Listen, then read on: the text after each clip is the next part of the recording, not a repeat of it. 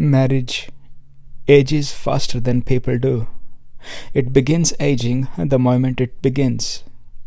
In fact, the word itself already contains the truth. Marry and age. Marriage. Age is already right there, quietly waiting. It's built in. It does not sneak up. It's part of the design. Not because marriage is wrong, not because love fails, but because humans build the whole thing on expectation. It depends on someone else to love you, to see you, to listen, to hold you, to take the bins out, to remember your mom's birthday, to know what you meant even though you did not say it. And that is a full-time job for both. You rely on each other, but never on your own stillness, your own wholeness, your own silence. So two people walk down an aisle and slowly forget who they were before the aisles. Then comes the joint account, the house, the kids, the bills, the calendar. And by year 3, romance is replaced by reoccurring repayments and reoccurring misunderstandings. You don't need enemies, you have got shared laundry. You argue, not about values, but about who said what, in what tone, after what kind of day when the dishwasher was not emptied again. And then the kids arrive. Now it's not about love, it's about shifts. Who's more tired? Who woke up last night? Whose turn it is to pretend to be asleep, while the other deals with it. You don't argue with words, you argue within, with silence, with hovering near the baby monitor but not quite touching it. The woman says, I just need 1 hour to watch my show, to have a shower, to feel like a human being instead of a vending machine. The man says, I will take the bins out. I have got overtime. The dog needs walking. The tires need checking. Anything that sounds helpful but takes him far, far away from the noise. Everyone's exhausted. No one says it directly, but both are collecting invisible points for future freedom. You took the baby 1 brownie point. You did the dishes 2. You stayed home while I saw my friends. We are now even. Love becomes a scorecard, a secret economy of earned peace. And beneath it all, what's missing is not effort, it's stillness. No one is home, everyone is surviving. Even if there is no certificate, no ring, no white dresses, no priest, you are still in it. The same cycle, same silent contracts, the same survival. The only difference, you did not spend 10 years of saving to celebrate one day. No flowers, no suits, no paid speeches, no venues with fairy lights and stress. And maybe you did not plan that one last night either. That Bucks party, the final celebration before the cage. The one night where you are allowed to look, to dance, to touch with eyes wide open. The last time you are free to enjoy someone else's body without guilt.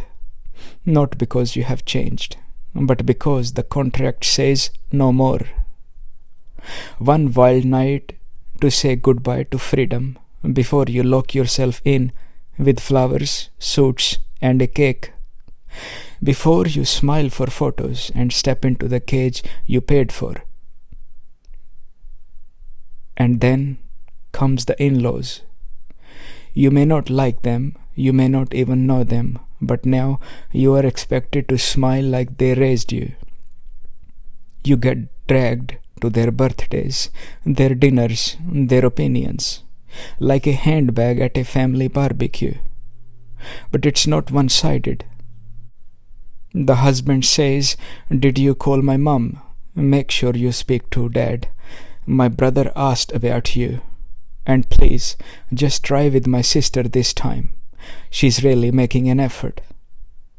both quietly pushing the other to honor people neither choose.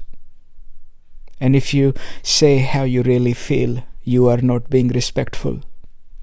So you nod, you eat the overcooked food, you listen to stories you have already heard 6 times.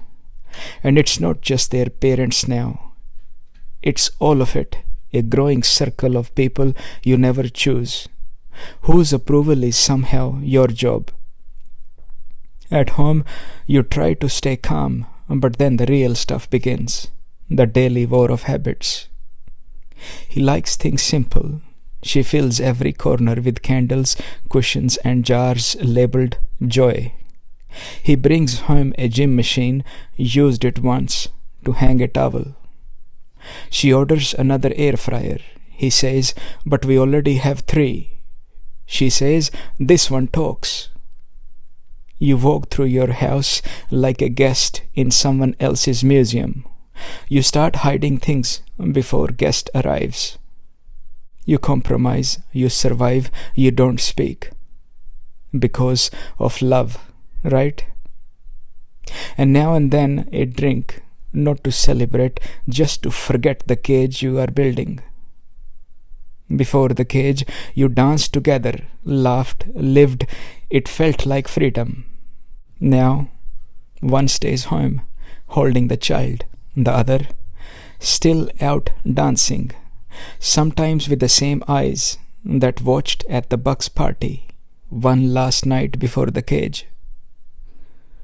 But why can't the dance happen here, at home, with the child in your arms? Why does freedom have to live outside the walls you build together? And if you cannot get out, you are counting on the minutes until you can sit alone in the bathroom just to breathe. But the truth is, you are not doing it from the heart. You are stuck. You feel you have to, but you don't. And slowly, what once moved freely now moves through habit. The love that was once felt in silence is now kept alive with reminders and rewards. Date nights, marriage counseling, that one weekend away where no one brings up the electricity bill. And if you really love each other, you survive it. Which sounds noble but also sounds a little sad, because to survive something means something is being lost. You married the mystery, you ended up managing the schedule. And it's not because marriage ruins love. It's because expectation replaces presence, and dependence becomes normal. 2 people forgetting themselves to hold up a shared story. A story that needs constant editing, constant funding, constant fixing. But if cooking, cleaning, and sharing bills is marriage, you can do it with a roommate. If it's physical intimacy, you can find that with a stranger. If it's raising kids, then why hand them over to someone else every weekend just so you can breathe? If it's taking turns so one can babysit while the other escapes, then what was the point of having them? If marriage means splitting the burden in half, then you never stood on your own. And if the mind says, no, it's about emotional connection, then it's still dependency. You just need someone to remind you that you are okay.